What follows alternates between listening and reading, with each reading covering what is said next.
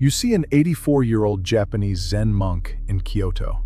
He's been sitting in perfect stillness for 45 minutes. Not fidgeting, not checking his watch, not struggling, just present. Later that day, he'll sit for another 6 hours. He's done this every single day for 62 years. When neuroscientists scanned his brain, they found something impossible. His 84-year-old brain looked like it was 68, 16 years younger. Meanwhile, in America, 2 out of 3 people will die with dementia. The average person over 70 spends $82,500 per year trying to slow down Alzheimer's with medications that give them, at best, 5 extra months of slower decline. 5 months, $82,500, every year, until death. But these monks? 0 medications, $0. And their minds stay sharp until the very end. Here's the number that should make you stop everything. 1.33%. That's the rate of Alzheimer's in Buddhist monastic communities who practice meditation. In America, 33%. Same human brains, same age range, same planet. 25 times lower risk. What are these monks doing that we're not? And more importantly, can we do it too? Without becoming monks, without moving to Japan, without meditating 8 hours a day. The answer is yes, but it's not what you think. Researchers at the University of Wisconsin studied a Buddhist monk for 14 years.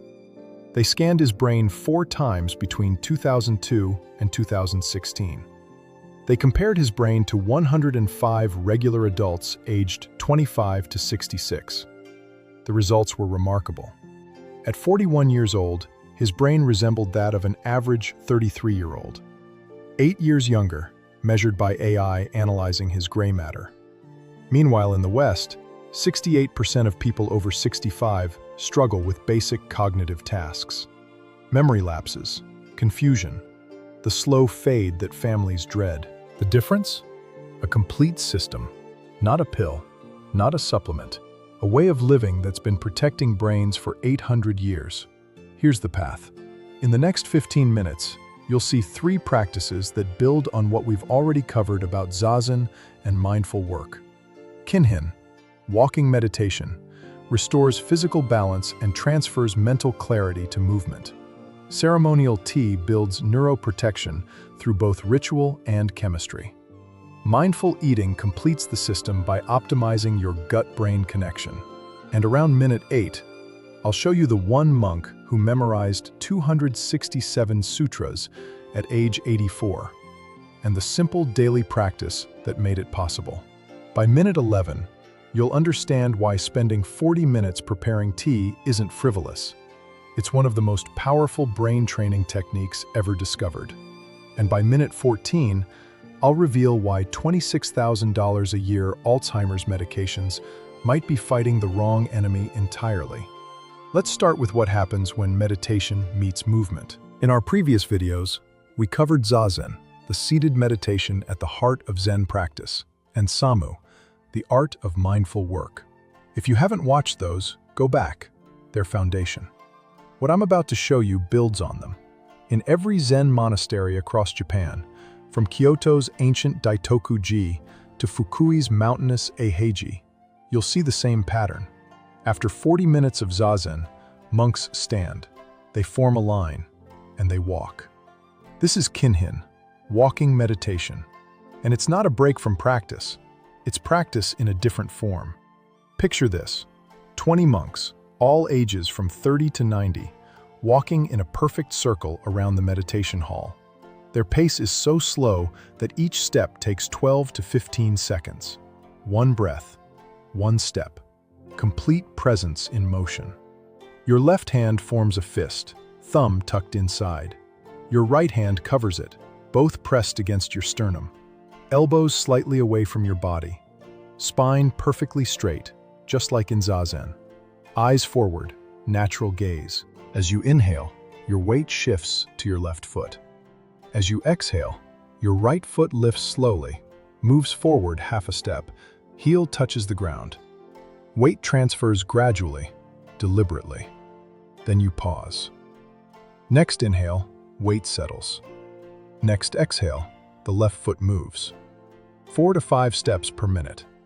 For 10 minutes between each sitting session, 10 to 12 times a day. But here's what makes Kinhin different from just taking a walk. In regular walking, your mind wanders. You're thinking about your to-do list, replaying conversations, planning dinner. The walking is automatic, unconscious.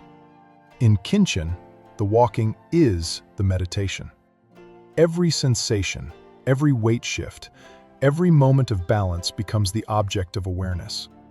You feel your heel touch the floor, the roll through your foot, the engagement of your calf, your thigh, the micro-adjustments in your ankles and hips that keep you stable. This is transferring the mind state you cultivate in Zazen into movement.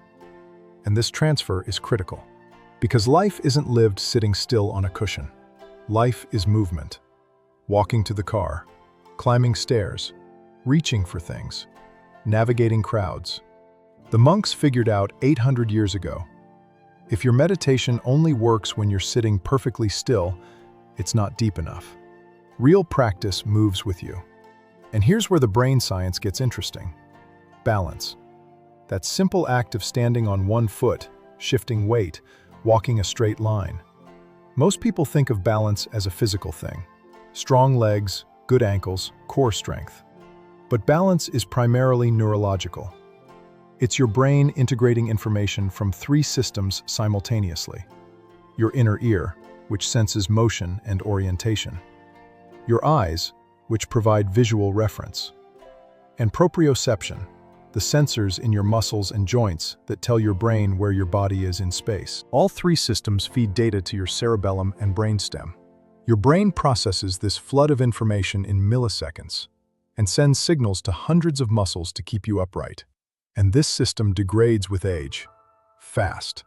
By 70, most people have lost 40 to 50% of their balance capability compared to their peak at 30, but not the monks. Researchers tested 83-year-old Zen practitioners. They could balance on one leg for minutes. They could walk a straight line backward. They could get up from the floor without using their hands. Why? Because Kinhin is balance training disguised as spiritual practice. 10 minutes, 12 times a day, for decades. That's 120 minutes daily of focused balance work. More than any physical therapist would prescribe. And it's not just preventing falls, though that alone would be worth it.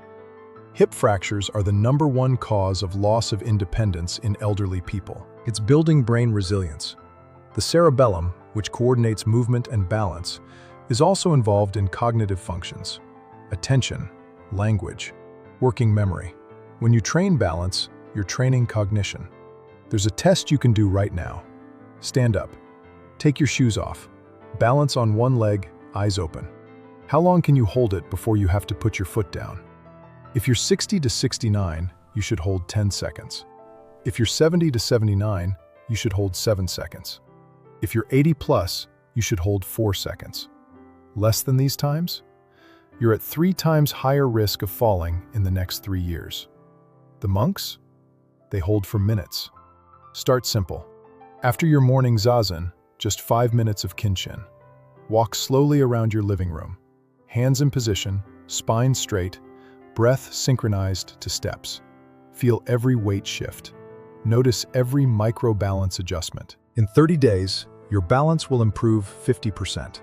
In 90 days, you'll move through the world differently. Lighter, more stable, more confident. And your brain?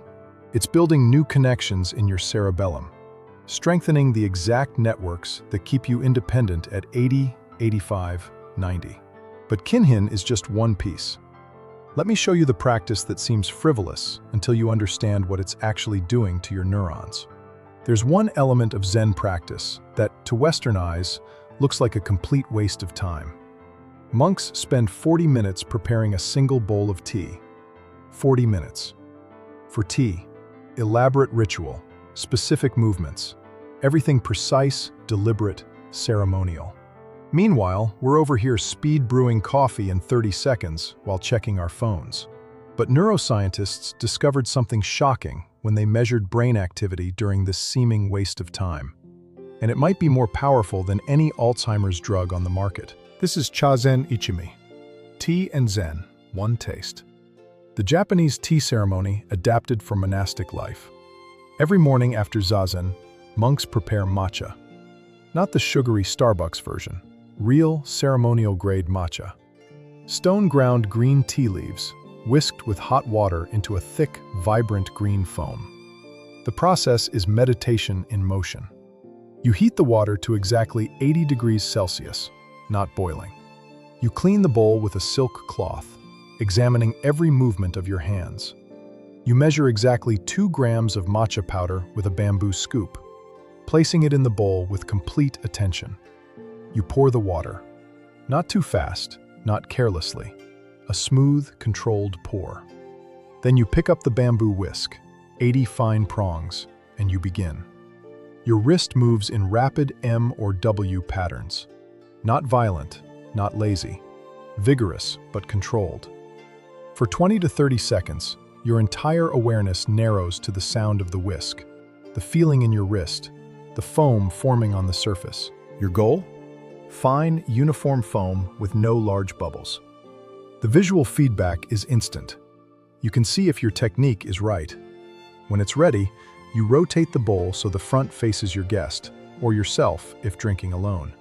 You lift it with both hands. You bow slightly. You drink. Not gulp. Not sip while scrolling Instagram. You drink with complete presence. You notice the bitter vegetal flavor, the slight sweetness underneath, the warmth spreading through your chest, the gentle energy rising. Then you clean the bowl, the whisk, the scoop. Everything restored to perfect order. Everything respected as an extension of your practice. Total time, 10 minutes minimum. Daily. For a lifetime. Now here's where it gets interesting. On the surface level, this is about L-theanine and caffeine. Matcha contains both. About 40 to 50 milligrams of L-theanine and 60 to 70 milligrams of caffeine per serving. L-theanine increases alpha brainwaves. These are the brainwaves of calm, focused alertness, the state where you're present but not stressed, engaged but not anxious. Caffeine increases attention and energy. But when combined with L-theanine, you don't get jitters. You don't get the crash. You get sustained, smooth alertness. The Japanese call it calm focus. This combination is why monks can sit in zazen for hours without drowsiness or mental fatigue. The tea supports the practice chemically. But there's a deeper level. EGCG, epigallocatechin gallate, the primary catechin in green tea, especially concentrated in matcha. EGCG does something remarkable at the molecular level. It prevents amyloid beta and tau proteins from aggregating. These are the 2 toxic proteins that clump together in Alzheimer's disease. Amyloid forms plaques between neurons. Tau forms tangles inside neurons. Both kill brain cells. Western medications try to remove these clumps after they've formed. It's expensive, dangerous, and marginally effective. Leqembi, one of the newest drugs, costs $26,500 per year and gives you maybe 5 extra months of slower decline over 18 months. And it can cause brain bleeding. EGCG prevents the clumping in the first place. It interferes with the molecular bonding that allows these proteins to stick together. In mouse studies, 10 to 50 milligrams of EGCG per kilogram per day improved cognitive function and reduced brain lesions dramatically. 1 bowl of ceremonial matcha? About 60 to 70 milligrams of EGCG. Monks drink 2 to 3 bowls per day. That's 120 to 210 milligrams daily, for life. But even beyond the chemistry, there's the ritual itself. Scientists put EEG caps on experienced tea practitioners during ceremony. They wanted to see what was happening in the brain during these 40 minutes of focused preparation. Result? Sustained alpha wave activity for 30+ minutes. Alpha waves are the brain state of flow, of effortless focus. This is the same brain state where athletes perform their best, artists create masterpieces, and memories encode most deeply. The tea ceremony isn't about the tea. It's about training your brain to enter flow state on command. You do this for 40 minutes, 3 times a week? Within months, you can drop into flow doing anything. Writing, problem solving, conversations. Your brain learns, this is what focus feels like. I can access this anytime. And when your brain can access flow anytime, it's basically Alzheimer proof. Because Alzheimer's destroys the exact networks that create flow. The attention systems, the memory encoding circuits, the ability to be present. Start simple. Buy ceremonial grade matcha, not the cheap stuff. Get a bamboo whisk, a bowl. Every morning, take 10 minutes. No phone, no distractions. Just you and the tea. Heat water to 80 degrees. Measure your matcha. Whisk with complete attention. Drink with presence. Clean your tools with respect. That's it. 10 minutes. Every single day. In 30 days, you'll notice your focus is sharper. In 90 days, you'll crave this ritual. It won't feel like discipline. It'll feel like the best part of your day. And your brain? It's bathing in neuroprotective compounds while training flow states. Double protection. But there's one more piece. The one most people completely overlook, and it might be the most important of all. Remember that 84-year-old monk I mentioned at the start? The one whose brain looked 16 years younger? He memorized 267 sutras, word for word, in Japanese and Sanskrit, at 84 years old. Most Americans can't remember what they had for breakfast. This man has thousands of lines of ancient text, perfectly encoded in long-term memory. Here's his secret. Daily recitation combined with rhythm, combined with meaning. Every morning for 62 years, he chanted the Heart Sutra out loud. 262 characters, 5 minutes. Same sutra, same rhythm, same full-body engagement. The act of vocalizing, engaging your motor cortex, auditory cortex, and prefrontal cortex simultaneously, creates what neuroscientists call deep encoding. You're not just reading, you're embodying. Your vocal cords vibrate. Your ears hear the sounds you're making. Your breath controls the rhythm. Your body becomes the memory. And this practice, this daily recitation, is happening in the context of another practice that's equally powerful: mindful eating. In Zen monasteries, every meal is a ceremony. They call it oryoki, eating just enough.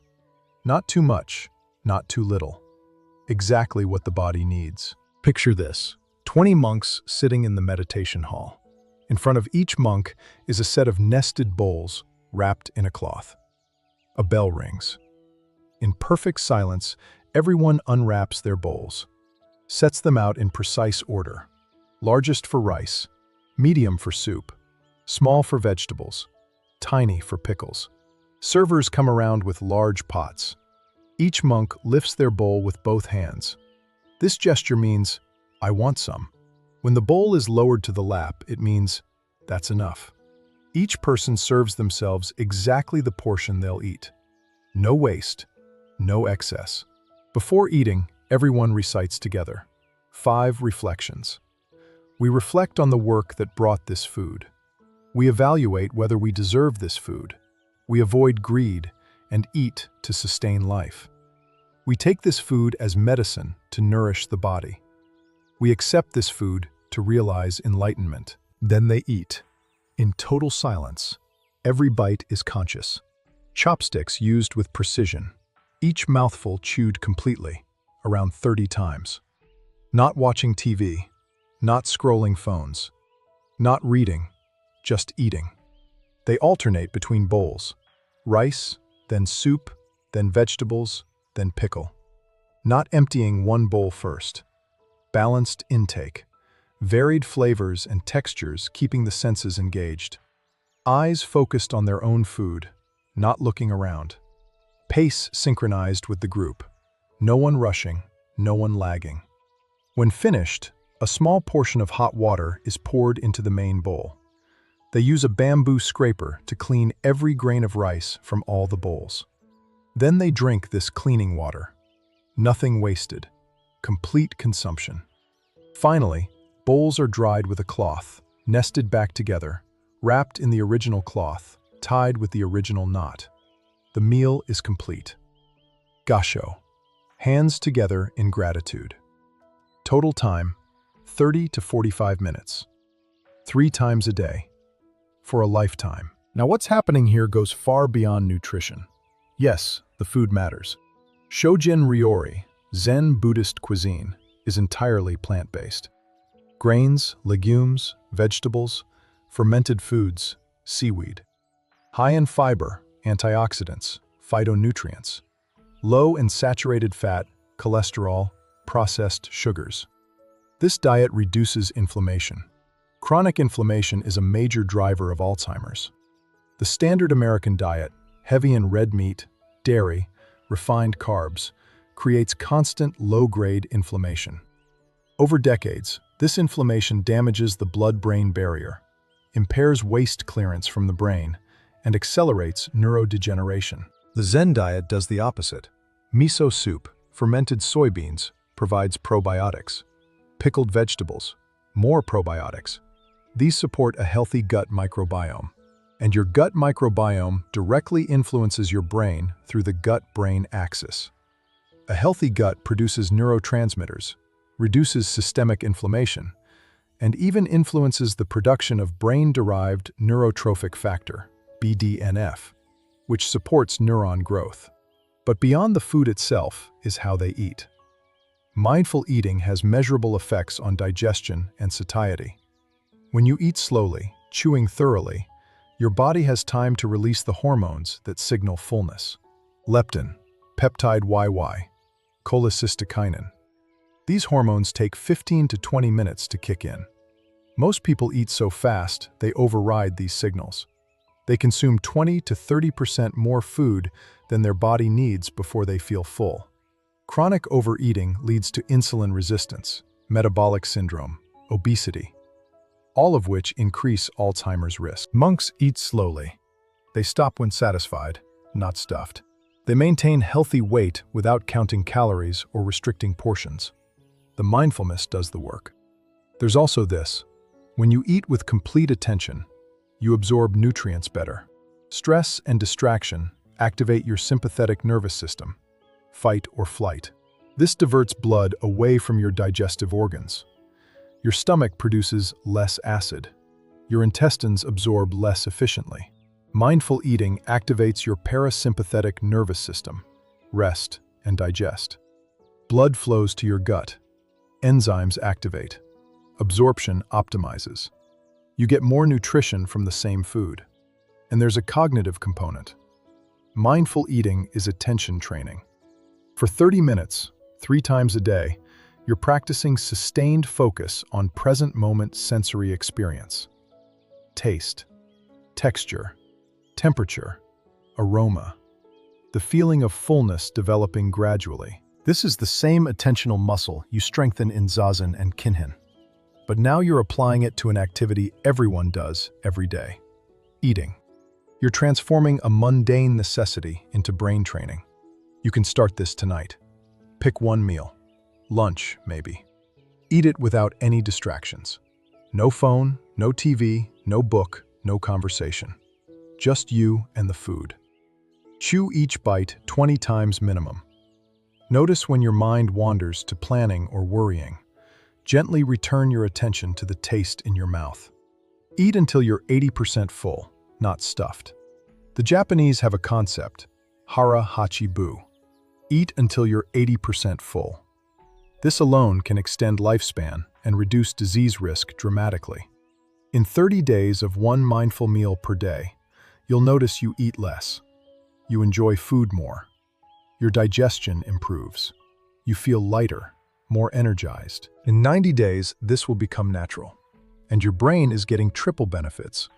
Neuroprotective diet, optimized nutrient absorption, daily attention training. But we need to talk about why Western medicine is failing so spectacularly at this problem. Because it's not just that they're less effective than Zen practice, it's that they might be fighting the wrong enemy entirely. Earlier, I said Alzheimer's medications might be based on a wrong hypothesis. Here's what I mean. For 30 years, the entire field of Alzheimer's research believed one thing: amyloid plaques cause Alzheimer's. The amyloid hypothesis. It made sense. Alzheimer's patients have these plaques in their brains. Healthy elderly people don't, or have far fewer. So pharmaceutical companies poured billions into developing drugs that remove amyloid plaques. The logic was simple: remove the plaques, stop the disease. Problem. In 2023, multiple major studies showed you can remove the plaques and patients still decline. Their brains get clearer on scans, less amyloid visible. But their memory, their cognition, their daily function still deteriorates, just slightly slower. Leqembi, one of the newest drugs, reduces amyloid by about 60%. Impressive on a PET scan. But clinically, patients with early Alzheimer's who took it declined an average of 5 months slower than control subjects during an 18-month period. 27.7% slower decline. That's not stopping the disease. That's not reversing it. That's slowing it marginally. For $26,500 per year, with risks of brain bleeding and swelling that caused 3 deaths in trials. So, if removing amyloid doesn't stop Alzheimer's, what does that tell us? It tells us amyloid might be a symptom, not the cause. A response to the actual problem, not the problem itself. The actual causes might be chronic inflammation, metabolic dysfunction, vascular damage, oxidative stress. These create an environment where neurons die. Amyloid might be the brain's attempt to protect itself, gone wrong, or just a byproduct of the real damage. And guess what addresses all of these root causes? The Zen lifestyle. Meditation reduces inflammation. Studies show long-term meditators have lower levels of pro-inflammatory cytokines, IL-6, TNF-alpha, C-reactive protein. These are the molecules that create chronic inflammation throughout the body, including the brain. Mindful eating optimizes metabolic health. No insulin spikes from processed carbs. Healthy gut microbiome from fermented foods. Stable blood sugar from whole grains and vegetables. Metabolic health is brain health. Diabetes doubles your Alzheimer's risk. Daily movement, Kinhin, walking meditation, Samu, mindful work, supports vascular health, blood flow to the brain, strong, flexible blood vessels. Exercise increases BDNF, that brain fertilizer that supports neuron growth and survival. EGCG from tea acts as a powerful antioxidant. It reduces oxidative stress, the cellular damage from free radicals that accumulates with age and accelerates neurodegeneration. Western medicine is trying to clean up the mess. Zen practice is preventing the mess from happening. That's why 1.33% versus 33%. Not because Zen removes plaques, but because Zen prevents the conditions where plaques become deadly. It's not treating disease, it's creating health. Completely different game. And there's no patent on Zazen, no prescription needed for Kinhin, no insurance company controlling access to mindful eating. This is free. It's portable. It's scalable to your life. Let me show you exactly how to build this system starting today. You're convinced. You want this. But you're not moving to a monastery. You have a job, a family, Netflix to watch. I get it. Here's how you adapt this for real life. The 3-tier Zen Brain Protocol. Tier 1, Foundation. Days 1 to 30. Your only goal, build the habit. Every morning, 10 minutes of Zazen, which we covered in a previous video, sitting meditation. 5 minutes of Kinhin, walking meditation.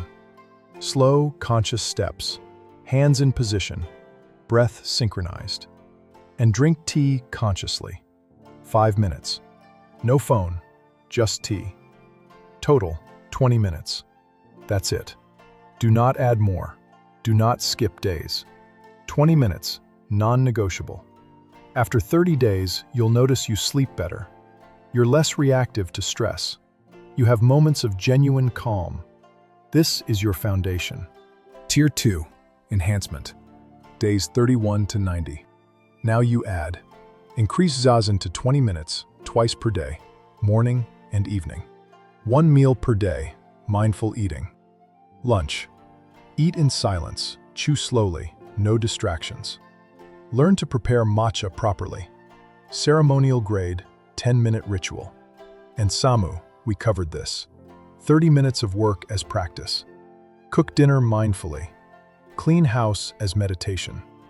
Total, about 90 minutes daily. But you're not adding time. You're transforming time you already spend. 40 minutes Zazen. 20 minutes eating, you were eating anyway. 30 minutes work, you were working anyway. By day 90, your attention span is noticeably longer. Memory recall improved. You crave the practice. It's no longer discipline, it's desire. People comment you seem different, calmer, more present. Tier 3, Mastery. Beyond day 90, Zazen, 30 to 40 minutes, 2 to 3 times daily. All meals mindful, Oryoki style if possible. Sutra chanting or memorization practice. Weekly tea ceremony, full ritual. Quarterly session, day-long intensive. But here's the secret. By day 90 of Tier 2, you'll want Tier 3. It won't feel like sacrifice. It'll feel like coming home. Because here's what nobody tells you about Zen practice. It gets easier the longer you do it. Western exercise gets harder. You have to push. Zen practice gets more natural.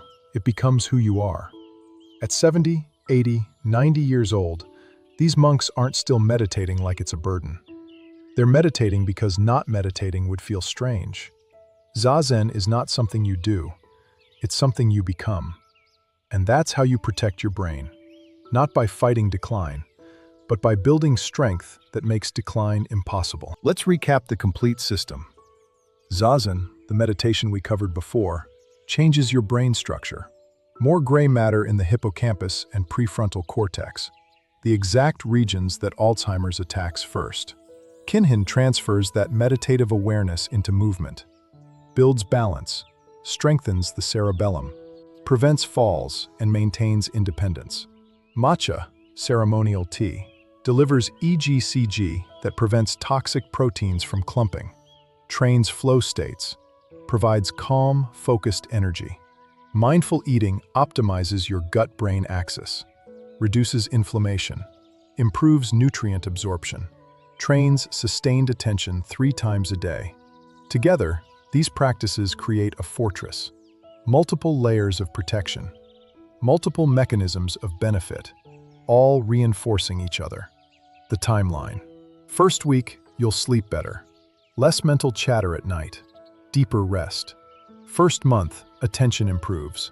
You can focus longer. Mind wanders less. You're more present in conversations. 3 months, memory sharpens. You remember names, details. You're quicker with recall. 6 months, people notice. You seem younger, more energetic, more engaged. 1 year, you're a different person. Calmer, clearer, more resilient. And beyond, maintenance for life. The practice deepens, never plateaus, always reveals new layers. Until your final days, your mind stays sharp, clear, present. Now, some considerations. If you have severe mobility limitations, modify. Zazen in a chair is completely valid. Kinhin can be done holding a wall for balance. Start where you are. If you have a diagnosed cognitive disorder, this practice is complementary, not replacement for medical care. Talk to your doctor. But nothing in this system contradicts medical treatment. It only supports it. If you have trauma history, meditation can sometimes bring up difficult emotions. Find a qualified teacher. Practice in community. Don't force it. The monks have a saying, "The obstacle is the path." Your limitations, your struggles, your resistance, these aren't problems. They're the practice. They're what you work with. Here's the contrast one more time, with compassion. The modern Western approach treats cognitive decline as inevitable, something to manage, something to medicate. You wait until there's a problem, then you intervene. Expensive drugs, side effects, marginal benefit, fighting a losing battle. And there's no judgment here. If you're on this path, you're doing the best you can with the information you have. The system is designed to make you dependent, to make you believe you need experts, prescriptions, technology. But the Japanese Zen approach says, you already have everything you need. Your body, your breath, your attention, your daily actions. Transform these, and you transform your brain. Start now, at any age, and build protection that compounds over decades. The difference is this. One approach waits for crisis, then reacts. The other prevents crisis from ever arriving. One is expensive, passive, dependent. The other is free, active, empowering. And here's the wisdom to carry forward. Your brain is not fixed. It's not deteriorating on some inevitable timeline. Every single day, you're either building cognitive reserve or depleting it. Every meal, every moment of attention, every movement, every breath. The monks understood this 800 years ago. Modern neuroscience is finally catching up. Neuroplasticity, the brain's ability to change itself, to grow new neurons, to form new connections, at any age, even at 70, 80, 90. But it requires the right conditions. Daily practice, sustainable habits, patience, trust in the process. So here's what you do. Today, in the next hour, decide. Not try, decide. I will do 20 minutes tomorrow morning. Zazen, Kinhin, tea. Set your alarm 30 minutes earlier. Prepare your space tonight. Cushion or chair. Clear area to walk. Tea supplies ready. Tomorrow morning, you start. No perfection needed. Just show up. Sit. Walk. Drink tea. That's all. This week, repeat 6 more times. Same time, same sequence. Build the groove. This month, watch for the signs. Better sleep. Less mental noise. Moments of calm. Don't expect fireworks. This is subtle, but it's real. And 3 months from now, look back. Journal what's different. Attention, memory, stress response, physical balance. You'll be amazed. One gentle warning. This only works if you actually do it. Knowing about Zazen doesn't change your brain. Thinking about Kinhin doesn't improve your balance. Understanding EG/CG doesn't protect your neurons. You have to practice. But if you do, if you commit to this path, here's what I promise. 5 years from now, you'll be sharper than you are today. 10 years from now, you'll be outperforming your peers cognitively by a wide margin. 20 years from now, you'll be the outlier. The one who stayed clear while everyone else faded. Subscribe to The Japanese Way if you want more like this. Practices, science, the wisdom of longevity built on centuries of real experience. Drop a comment. Which practice are you starting with? Kinhin, tea ceremony, or mindful eating? Let me know. This community learns together. And if this resonated, share it with someone who needs it. Your parent, your friend, your partner. This information could add decades of quality to their life. Remember that 84-year-old monk from the beginning? The one with the brain of a 68-year-old? That could be you.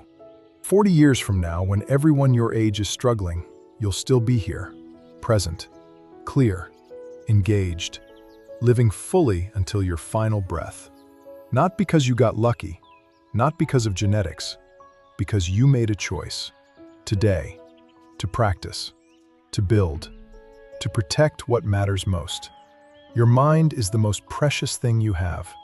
Guard it, train it, nourish it. The Japanese have shown us the way. Now it's your turn to walk the path.